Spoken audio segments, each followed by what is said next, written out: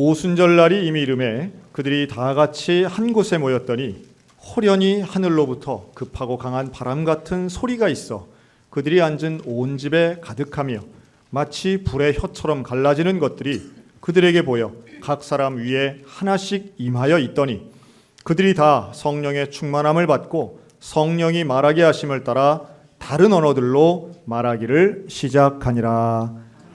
오늘은 그리스도인답게 성령으로라는 제목으로 함께 말씀을 나누겠습니다. 이번 2020년 5월은 우리 생에 특별한 경험 하나를 더 보태게 됐습니다. 그 중에 하나가 바로 긴급 재난지원금을 받은 일이 아닐까 생각이 듭니다. 1인 가구 40만 원, 2인 가구 60만 원, 3인 가구 80만 원, 4인 이상 가구는 100만 원이 전체 인구에게 한꺼번에 주어진, 이것도 아마 우리 역사의 최초의 일이 아닐까 생각이 드는데요.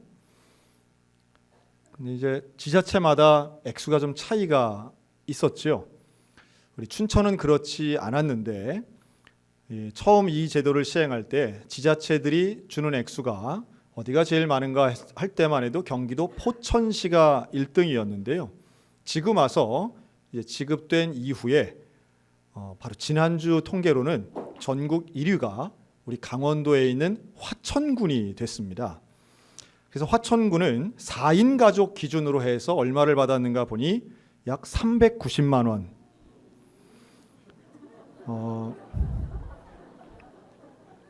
네, 우리 여러분들의 반응을 보니까 우리 인접한 이웃이 많이 받아 참 나도 기쁩니다라는 그런 반응인 것 같습니다. 화천군이 이렇게 지원 액수가 많았던 것은 화천군은 상당히 열악한 곳입니다. 그럼에도 불구하고 이번 산천어 축제가 파행으로 끝난 것, 또 아프리카 돼지열병으로 인해서 피해가 심각했던 것, 또 군장병들이 외출 외박이 제한되면서 지역 경제가 거의 붕괴 상태다라는 것을 의미하기도 합니다. 이분들이 사실은 지원금을 많이 받은 것은 뒤집어 생각하면 그만큼 이 지역의 경제가 어렵다라고도 볼 수 있겠지요. 반면 우리 춘천에서는 소상공인 지원 제도가 시행이 됐습니다. 그래서 1억 원 이상 매출을 내면서 최근 올해 들어서 매출이 20% 이상 감소한 7,000개 사업장에 80만 원, 1억 미만 20% 이상 매출이 감소한 12,000개 사업장에 40만 원이 지급이 됐습니다. 그러니까 한 2만 명 정도의 춘천시 소상공인들이 지원을 받은 것이죠. 제가 이렇게 지금 액수와 수치를 말씀드리는 이유가 있습니다. 지금 이 국가재난지원금은, 긴급재난지원금은 전체 인구 중에 약 90%가 수령을 했습니다. 그럼 이제 10%가 못 받거나 안 받으신 거죠. 여기에는 기부 의사를 밝힌 분들도 있고 또 보니까 재소자들은 여기에 아마 해당이 안 되시는 모양이더라고요. 근데 제가 염려하는 것은 혹여라도 우리 교회 교인들 중에 이 긴급재난지원금 신청하는 것을 모르시는 분이 계셔서 못 받으신 분이 계신다면 이거 좀 우리가 도와드리고 싶은 생각에 설교 도입에 먼저 말씀을 드립니다. 이번 구역장, 구역강사님들도 제가 지금 계속 1대1로 우리 교역자들이 연락도 하고 있는데요. 이런 사각지대가 없도록 최소한 이 지원금은 받을 수 있도록 도와주시면 감사하겠고요. 그런데 이 제목을 잘 보면 제목이 긴급재난지원금입니다. 그 말은 무슨 말이냐 하면 현재 우리 국민은 모두 재난 상태에 있다는 것을 의미하는 것이죠. 우리는 지금 재난을 겪고 있습니다. 재난은 어려운 일이고 힘든 일이고 또 두려운 일이기도 합니다. 우리나라뿐 아니라 전 세계적인 상황이기도 하죠. 비단 코로나19 때문이 아니라 지금 아프리카에서는 70년 만에 사막 메뚜기 떼 피해가 극심합니다. 3,600억 마리의 사막 메뚜기 떼가 가뜩이나 어렵고 힘든 아프리카 대륙을 완전히 초토화시키고 있습니다. 이들이 먹어치우는 식량이 케냐 국민이 먹어야 할 1년치 식량을 이 메뚜기 떼가 단 며칠 만에 지금 없애고 있는 거예요. 그래서 병에 걸려 죽는 것보다 지금 아프리카 대륙의 가장 심각한 문제는 식량난이 될 것이다 라고 예상하고 있습니다. 재난 상황인 것이죠. 이런 재난 앞에 우리 인간들이 보이는 공통적인 질문 두 가지가 있습니다. 하나는 이게 왜 생겼나? 도대체 이게 왜 생겼나? 참 궁금하죠. 두 번째는 그럼 이거 어떻게 해결하나? 방법에 대한 질문이 대개 나오곤 합니다. 그러나 우리가 잘 알죠. 원인 우리가 쉽게 알 수 없습니다. 방법? 그렇게 뾰족한 방법이 별로 없습니다. 궁금하고 필요하지만 사실 우리의 속을 시원하게 하거나 모든 전문가가 동의할 만한 그런 원인 이유 찾기 어렵고요. 우리의 문제를 단번에 해결하거나 우리의 걱정 근심이 한 번에 없어질 만한 그런 대응책 해결 방안 발견하기 쉽지 않습니다. 우리 인생은 언제나 재난 속에 있는 것 같아 보이고 이러한 재난의 끝을 모르기 때문에 해결 방법을 모르기 때문에 우리는 언제나 두려움과 불안 가운데 살고 있습니다. 저는 오늘 말씀을 통해서 이런 가운데 우리 그리스도인들이 어떻게 살아야 할 것인가. 아마 여러분 그런 말씀 많이 들었을 거예요. 교회 와서 성령 받으면 모든 문제가 해결되는 것처럼 아마 그렇게 받아들여진 분들이 있지 않을까 생각이 듭니다. 그리고 좀 비판해서 생각하면 야, 뭐 성령 충만하면 뭐 다 해결되냐? 성령 받으면 뭐 다 문제가 해결되냐? 성령 받아도 우리 문제 해결 잘 안 되던데 혹시 이런 생각하시는 분들이 있다면 오늘 성령 강림 주일을 맞아 성령이 임하시면 우리에게 어떤 일이 벌어지는가, 성령 충만의 의미가 무엇인가를 깨닫고 소망하는 시간이 되셨으면 좋겠습니다. 오순절날 예수님을 믿는 120명이 모였습니다. 이들은 다락방에 모여요. 예루살렘에 있는. 그런데 이들이 모일 때의 상황을 우리가 알아야 됩니다. 그리고 그 모인 자리에 하나님의 성령이 임하시죠. 이것이 최초의 성령이 임한 오순절 성령 사건이었습니다. 그런데 이들이 모인 것은 원래 오순절 날은 다 모이는 날이에요. 멀리 다른 지역에 살고 있는 디아스포라라고 하는 이 유대인들조차도 다 예루살렘으로 모이는 날이긴 했습니다. 그리고 제자들이 예루살렘에 있었던 이유 중에 하나는 승천하시는 예수님이 당부하신 거죠. 너희는 예루살렘을 떠나지 말아라. 여러 가지 이유가 있었지만 그러나 또 하나 이들이 한꺼번에 좁은 다락방에 모여 있었던 또 하나의 중요한 이유는 이들이 두려워하고 있었기 때문입니다. 이들의 두려움은 예수님이 함께 하지 않은 것도 있지만 사회적 분위기가 예수를 믿는 사람들을 반대하고 이들을 핍박하고 박해하는 분위기가 있었다는 거예요. 다른 말로 하면 이들에게는 영적 재난의 상황이 도래했다라고 볼 수 있습니다. 이들은 일종의 숨어있는 생활을 합니다. 이들은 자기가 예수 믿는 것을 감추고 숨어있고 우리끼리는 괜찮지만 다른 사람에게 나가서 예수님을 믿는다는 이야기를 절대 못하는 두려움의 상황 속에 있었던 것이죠. 그런데 이 두려움 상황 속에 모여서 이들이 했던 한 가지 일이 있습니다. 기도했습니다. 여러분 누가 뭐라 해도 두려움과 재난과 고난 앞에 우리가 해야 하는 가장 중요하고 가장 우선적인 방법은 기도인 줄로 믿습니다. 개인적인 고난이든 가정적인 고난이든 국가의 재난 앞에 우리는 기도해야 됩니다. 너무도 당연한 이야기지만 역설적이게도 어려울수록 기도 못하시는 분들이 참 많아요. 바빠서 못하고 믿음이 없어서 못하고 기도를 해본 적이 없어서 못하고 어떻게 기도해야 할지 몰라서 못하고. 여러분 기도는 우리의 삶의 가장 근본적인 하나님이 동행하시는 통로요 방법이요 하나님의 약속의 근거가 되는 줄로 믿습니다. 기도할 때에 이들이 모여서 기도할 때에 성령이 임하세요. 성령이 임하세요. 그리고 그 성령이 임하셨을 때에 모인 사람들에게 놀라운 변화 세 가지가 일어납니다. 먼저 이 성령이 임하시는 것을 성경이 이렇게 표현합니다. 2절에 보면 호련히 하늘로부터 급하고 강한 바람 같은 소리가 있었다. 와, 성령이 임하는데 소리가 있었대요. 들리는 소리, 청각적 이미지를 이야기합니다. 또 3절에 보면 마치 불의 혀와 같이 갈라지는 것들이 그들에게 보였다 그랬습니다. 시각적인 이미지죠. 들렸다, 보였다. 와, 성령에 대해 이야기하는데 성령이 임하는 게 그냥 영적으로가 아니라 들리고 보이는 것으로 임합니다. 이게 무슨 의미일까요? 성령이 임하는 것은 우리가 모를 수 없다는 이야기입니다. 성령이 임할 때에 성령 충만은 성령님은 우리 몰래 왔다 가시는 분이 아니라 내가 깨닫도록, 내가 느끼도록, 내가 알도록 임하시는 것이 성령의 역사입니다. 간혹 이런 질문을 하시는 분들이 있어요. 목사님, 나는 교회는 오래 다녔는데 성령 충만이 뭔지 잘 모르겠어요. 그런데 여러분, 성령 충만을 경험한 사람은 모를 수 없습니다. 성령이 임하는 방법은 비둘기처럼 임하기도 하고 바람처럼 임하기도 하고 불처럼 뜨겁게 임하기도 하지만 내가 성령을 경험했는지 했는지 안 했는지 모를 수는 없다는 거예요. 그러면 어떻게 해야 될까요? 여러분, 성령 충만하기를 소망하고 기도하여 성령을 경험하게 되시기를 주님의 이름으로 축원합니다. 간혹 이런 분들이 있습니다. 목사님, 제가 젊을 때는 워낙에 뜨거워가지고 그때는 성령 충만했는데 지금은 그저 그래요. 지금은 옛날 얘기예요. 여러분, 우리 교회 이름이 뭐지요? 기독교 대한 성결교회 소양교회입니다. 여기에 성결이 들어갑니다. 성결의 의미는 성령 충만함을 유지하는 게 성결입니다.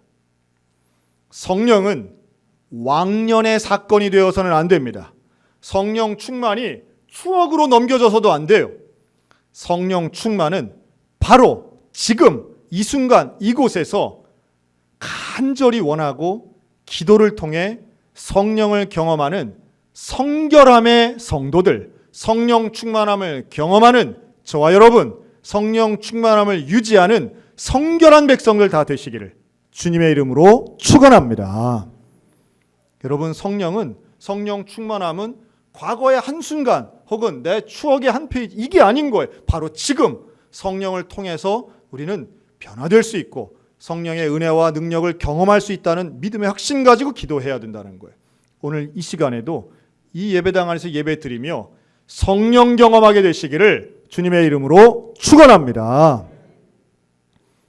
그러면 성령을 경험하면 세 가지 변화가 일어납니다. 첫째는 4절에 그들이 다 성령의 충만함을 받고 성령이 말하게 하심을 따라 다른 언어들로 말하기를 시작하니라. 언어의 변화가 생깁니다. 언어의 변화. 제가 작년이었나요? 작년에 이 방언 받은 거 제가 설명하고 제가 처음으로 성령 받은 간증을 하면서 그 간증을 했던 기억이 납니다. 제가 중학교 때 처음으로 성령 받고 제게 일어났던 개인적 변화는 욕을 하지 않는 변화였다. 이렇게 말씀을 한번 드린 적이 있어요. 이것은 개인의 경건성과 연결이 되어 있는 것입니다. 그런데 오늘 본문에 있는 언어가 변화되었다는 것은 조금 다릅니다. 이것은 방언을 말했다는 걸 의미합니다. 이들이 외국어 방언을 말한 거예요. 생각해 보면 인간의 언어가 외국어로 달라지기 시작한 것은 창세기의 바벨탑 사건부터입니다. 이때 인간들은 교만함을 가지고 하나님께 다다르려고 바벨탑을 쌓지요. 여기에 대해 하나님은 인간을 심판하시며 언어를 혼잡하게 하십니다. 그래서 동일한 언어가 아닌 다른 언어를 쓰게 된 것이죠. 교만한 죄 때문에 언어가 달라진 창세기 역사를 기억한다면 오늘 사도행전 2장에 성령이 임하여 이들이 다른 언어를 말하고는 있지만 분명한 이 방언은 외국어를 의미합니다. 소위 말해 랄랄라 방언이 아닌 거예요. 의미가 있는 언어적 개념의 다른 말을 하고 있는 겁니다. 그런데 중요한 게 있어요. 각각 다른 언어를 사용하고는 있지만 이들은 모두 한 의미의 말을 하고 있습니다. 그게 뭘까요? 성령이 말하게 하심을 따라 말했다는 거예요. 좀 쉽게 표현하면 누구는 영어, 누구는 일본어, 누구는 프랑스어, 누구는 스와질리어를 하는데 통역을 해보면 다 똑같은 말을 했다는 거예요. 성령이 하시는 말씀을 했다는 거예요. 이게 뭘까요?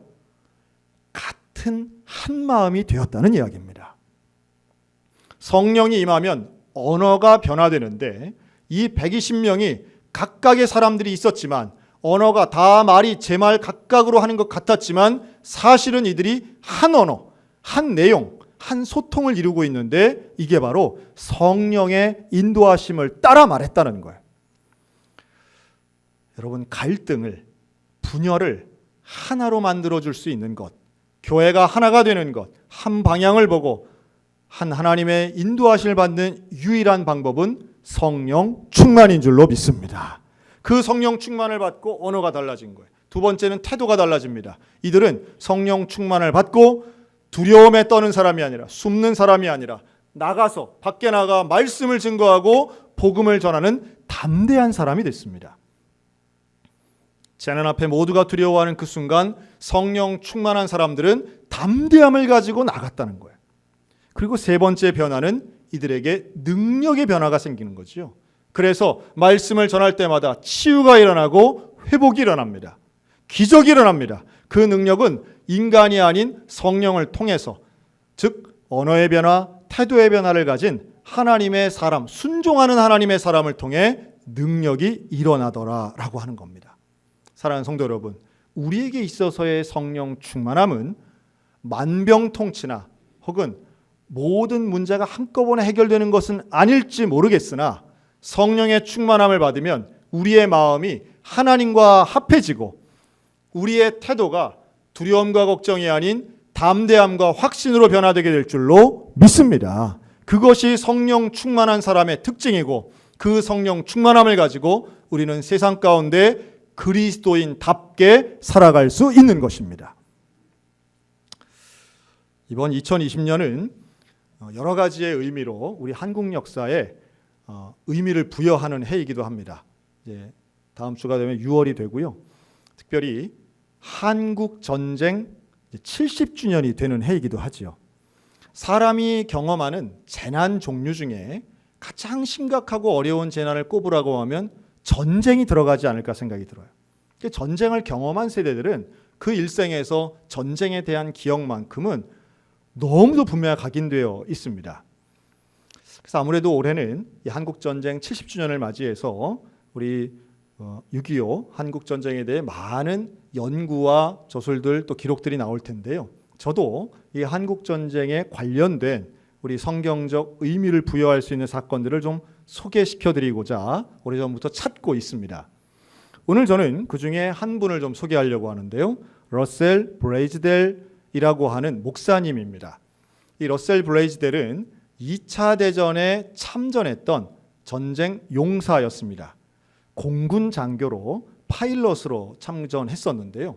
그리고 그는 목사님이 되어서 1910년생인 이 러셀 목사님은 군목으로 1950년 7월 달에 한국 전쟁에 참전하게 됩니다.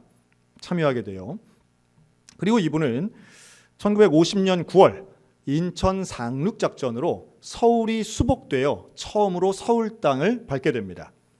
그런데 1950년 9월 서울이 얼마나 비참했겠습니까? 그냥 시체가 곳곳에 쌓여 있고 모든 건물들이 많이 파괴되어 있었습니다. 그런데 이 러셀 목사님 귀에 울음소리가 들려요. 어린아이의 울음소리가 들립니다. 부모를 잃은 고아들이죠. 이 러셀 목사님이 그 고아들을 모아서 고아원을 차립니다.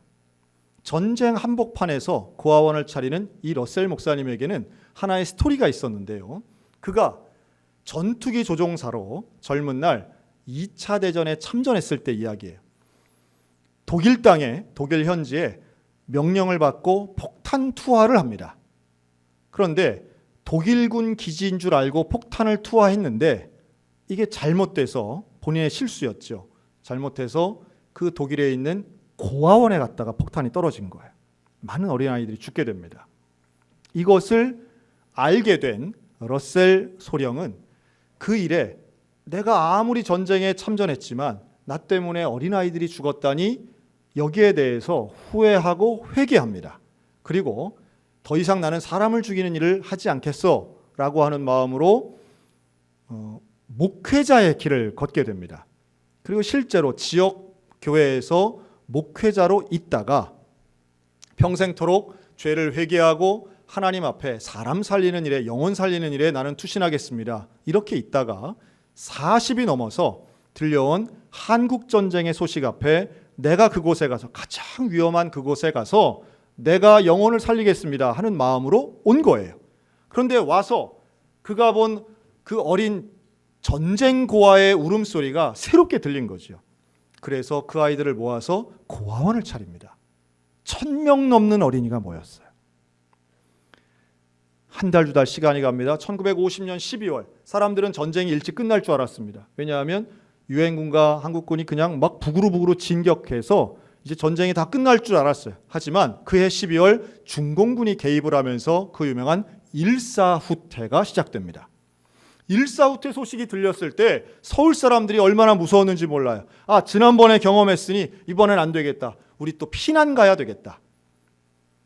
러셀 목사님도 이 아이들을 데리고 여기 그냥 있을 수는 없었습니다. 부대에서는 철수 명령이 떨어졌습니다. 그런데 1000명의 아이들을 데리고 피난을 갈 수가 없는 거예요. 생각했습니다. 이 아이들을 데리고 어딜 가야 될까? 어떻게 가야 할까? 그래서 나온 결론이 제주도로 가야겠다. 제주도로 가려니 배를 타야 되겠다. 그러면 인천에 가서 배를 타자. 서울 한복판에서 인천까지 먼 거리죠. 아이들은 1000명이나 됩니다. 가지고 있었던 수송시설은 미군 트럭 한 대가 다였어요. 이 아이들을 트럭에 태워서 인천에 있는 한국까지 보냅니다. 3일 밤낮으로 차 한 대를 가지고 1000명을 옮겼다는 거 아닙니까? 기적 같은 일이죠. 가서 텅 비어있는 초등학교에 이 아이들을 수용합니다. 얼마나 추웠겠어요. 그 한겨울 난방이 되지 않는 초등학교 빈 교실에 1000명의 어린아이들이 수용됐습니다. 그런데 들려오는 소식은 배가 없다는 거예요. 왜 배가 없는가? 여러분, 흥남철수를 아시죠? 모든 가용할 수 있는 배가 흥남철수에 동원된 거예요. 흥남 지역으로 간 거예요. 인천에 배가 없는 거예요. 이 정보를 몰랐던 거죠. 그 추운 날 아이들이 배고픔과 추움에 죽어갑니다. 8명의 어린이가 죽었어요. 러셀 목사님이 목을 놓아 울면서 기도합니다. 하나님, 더 이상 아이들이 죽는 것 나는 볼 수 없습니다. 전쟁 때문에 부모가 죽은 아이들입니다. 하나님, 이 아이들을 살려주세요. 하나님, 이 아이들을 구원해 주세요. 그런데 그때 연락이 하나 오는데 딘 헤스 미 공군 중령으로부터 연락이 왔습니다. 이 사람은 어떤 사람이냐 하면 러셀 목사님이 전투기 조종사를 할 때에 함께 전투기 조종을 했던 사람이에요. 함께 폭탄을 떨어뜨렸던 사람이에요. 그런데 그 사람은 계속 공군에 있으면서 사령관이 된 거예요. 그런데 뭐라고 연락이 왔느냐 하면 내가 도와줄게. 내가 우리 공군에서 C-54 수송기를 4대 줄 테니 그걸로 이 어린이들을 제주도로 옮겨라. 자, 그런데 비행기는 어디 있어요? 공항에 있잖아요. 김포공항에 있는 거예요. 김포공항에 있는 이 비행기를 타러 오라는 거예요. 언제까지 오느냐? 오늘 저녁까지 오라고 연락이 왔어요. 거길 어떻게 가요? 지금이야 인천과 김포가 가깝지만 그때는 그 갈 수 있는 게 이게 뭐 하세월인 거예요. 서울에서 인천 오는 것도 3일 걸렸는데 김포공항에 비행기가 있어도 그걸 탈 수 있는 방법이 없는 거예요. 다시 기도합니다. 하나님, 비행기는 있는데 비행기 타러 이 아이들을 데리고 갈 수 있게 해주세요. 기도합니다.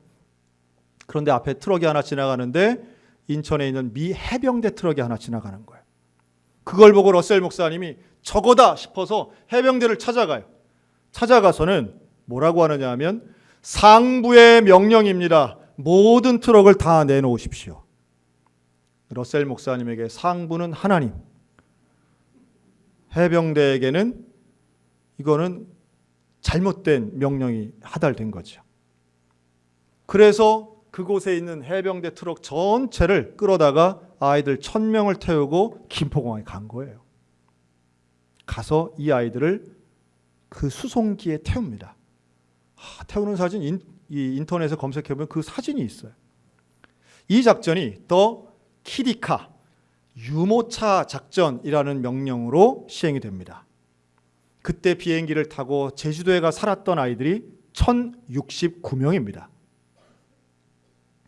아마 이 사건을 그렇게 잘 아시는 분들 별로 없을 거예요. 그런데 이 사건이 놀랍게도 미국 사람들에게 화제가 됐습니다. 왜 화제가 됐느냐 하면 그 일을 하고 이 러셀 목사님은 군사재판에 회부됐어요. 왜 회부됐을까요? 바로 해병대 트럭을 가져오는 그것이 거짓말을 한 것이기 때문이었습니다. 그리고 이러한 재판을 받는다는 게 미국 사회에 알려진 거예요.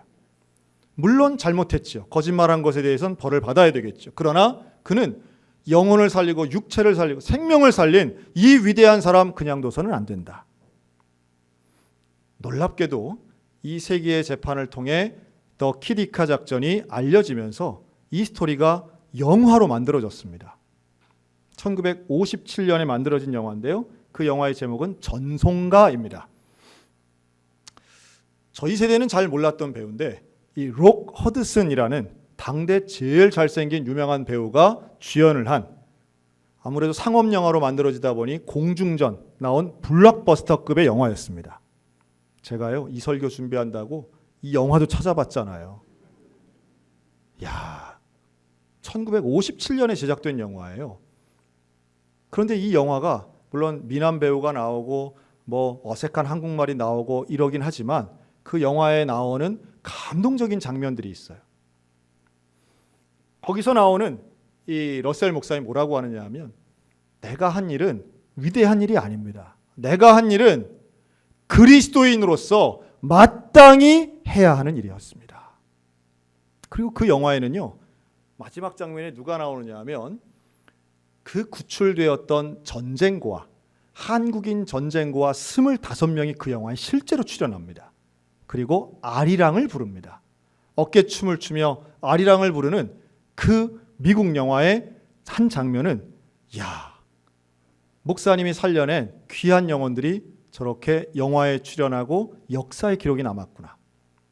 스토리가 끝이 아니에요. 그리고 이들은 그 되었던 전쟁고아들 1000명은 지금 80대가 되었습니다. 그리고요, 러셀 목사님을 기리는 이 기념사업회가 지금도 있어요. 그래서 광주에는 기념탑이 세워져 있고요. 그 기념사업회 회장을 맡고 있는 그 서울에 있는 영락교회 권사님이 지금 회장님이시던데요. 그분들이 한결같이 하는 이야기는 목사님 한 사람 때문에 하나님의 은혜로 우리는 구원받았습니다. 참 놀랍지요. 이 러셀 목사님은 정확히 1년 동안만 한국에 있었습니다. 50년 7월에 와서 51년 7월에 군사재판 때문에 떠날 수밖에 없었어요. 그런데 단 1년만 있었는데 그를 통해 1000명 넘는 어린이가 구원받을 수 있었던 것이죠. 영화를 통해서 유명세를 얻은 러셀 목사님은 미국으로 돌아가서 고아원을 짓기 시작합니다. 그리고 그가 일생 동안 모금을 통해 후원하고 만든 보육원, 고아원은 총 400개였습니다. 성령을 통해서 하나님의 사람으로 일하기 원했고, 죽이는 군인이 아닌 살리는 군인이 되기를 다짐했던 한 명을 통해 하나님은 심각한 재난, 수많은 사람들이 어렵게 생각했던 전쟁이니까 힘든 거야, 나는 할 수 없어, 힘이 없으니 난 도울 수 없어 라고 생각하는 재난 속에 있던 많은 사람들에게 한 명의 그리스도인이 어떤 삶을 살 수 있는지를 보여주는 놀라운 증거 아니겠습니까? 우리는 이 재난이 왜 일어나는지 잘 몰라요. 이 재난 자체를 해결할 수 있는 방법도 잘 몰라요. 하지만 어떤 재난이나 고난 앞에서도 그리스도인이라면 그리스도인답게 살아야 될 줄로 믿습니다. 그것이 고난 속에서 하나님의 뜻을 이루는 길이고, 그것이 영혼을 살리는 일이며, 성령의 인도하심을 받은 사람은 재난의 탓을 하거나 사람을 원망하는 것이 아니라 그 안에서 생명을 살리고 하나님의 뜻을 이루는데 최선을 다하고 내 인생을 헌신하는 사람이라고 하는 말씀입니다. 오순절 성령을 받았던 이 120명들은 한결같이 순교하고 당시의 사람들에게 무시당하고 조롱당하는 삶을 살았지만 하나님께 인정받고 오늘 우리들에게 기억되며 성령이 증언하고 있는 위대한 그리스도인의 삶을 살았습니다. 오늘 우리들도 이전에 없었던 재난을 겪고는 있지만, 그러나 이전에 있었던 그리스도인들의 삶을 따라가야 할 것입니다. 전에도 계셨고 지금도 계시는 그 성령을 갈망하고 소망하며 성령과 함께하여 언어가 바뀌고 태도가 바뀌고 능력이 변화되는 하나님의 사람, 성령의 사람, 성령 충만한 성결한 그리스도인으로 사는 저와 여러분 다 되시기를 우리 주님의 이름으로 축원합니다. 아멘.